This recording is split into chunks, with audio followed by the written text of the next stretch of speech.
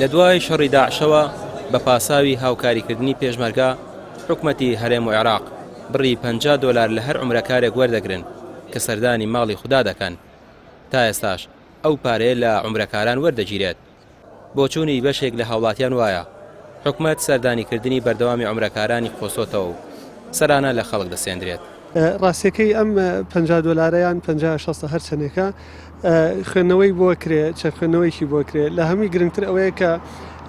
ئەزانرێ کە خەڵکی مسلمان کوردی مسلمان هۆگری ئەوەیە کە بچێتە ئەو شوێنە پیرۆزانە و تا مەزرۆی ئەوەیە ئەو شاعیرانە جێبەجێ بکە بە هەر شێوەیەک بێت ئەچێت بۆیە وەکو ئیستیغلالکردنێک بۆ ئەم حاڵەتە بۆ دڵ و بۆ هۆگری مسلمانان ئەزانن کە ئەگەر 50 نەبێ 100 بێ زیاتریش بێ مسلمان هەرچێت لەبەرەوە ئیستیغلالێکن و ئەم پارەیە کێشنەوە ڕاستە ئەمە بەشێک لە پارە کێشانەوە خوێندەوەیکی تریش بۆ ئەم $50 ئەوەیە کە بارگرانیەک دروستکەن بۆ ئەو کەسانەی کە مسلمانن تاوەکو نەتوانن بە پێی پێویزیان بە پێی خواستی خۆیان بە پێی حەزی خۆیان قورسایەکیان بۆ دروست بێ بۆ ئەوی نەتوانن بچنە ئەو شوێنە پیرۆزانە و شاعیرانە جێبەجێ بکەن. وەرگرتنی پارەکە $25 بۆ عێراق و $25 بۆ هەرێمە. بۆ هەر عومرەکارێکیش ساڵانە $10 لە کۆمپانیەکان وەردەگیرێت کە کۆی گشتی $6 و هەمووشی لەسەر شانی عومرەکارانە. کۆمپانیەکانی حەج و عومرە دەڵێن ئەگەر حکومەت ئەو پارەی لابەرێ لە سەریان ئەوانیش لە عومرەکارانی وەرناگرن و نرخی عومرەشدا دەبەزێنن. ئەم پارەیەکە وەرەگیرێ وەکو زەریبەیەک وایە $50 زیادە وەرەگیرێ لە عومرەکار کە گەشتی عومرەکە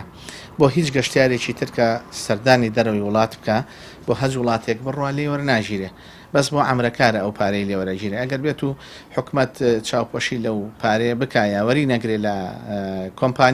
کۆمپانیەکان ئەتوانن ئەو داشکان نەبخەنە سەر عومرەکار ئەوە لە مەساڵحی هاوڵاتیانە زیاتر ئەینا خاوەن کۆمپانیا بەقەدەر و پارێ زۆر جار لە گەشتەکانیا بەقەدەر ئەو پارەی کە حکومەت وەرەگرێ مستەفید نابێت لە نەفەرەکانیا لە خوار ئەو سعرەوە زۆر جار مستەفید دەبێت لە پارەی نەفەرەکانیان ئەگەر ئەو وەلابن بەڕاستی بۆ هاوڵاتیان زیاتر کار ئاسانیە بۆ گەشتی عومرەکانیان نەتوانن ئەو $50-60 حکومەت وەرەگرێ ئەگەر ڕێتەوە بۆ هاوڵاتی مستەفید دەبێت لەوەی کە $50-60 کەمتر با بۆ گەشتەکان. ئێمە وەکو کۆمپانیەکانی کوردستان داواکارین لە بەڕێزان لە حکوومەتی هەرێمی کوردستان لە وەزارەتی ئەوقاف لە بەڕێوەبەراتی حەج و عومرە بەڵکو ئاسانکاریکەن بۆ میوانەکانی ماڵی خوا هەرچەند بۆیان نەکرێ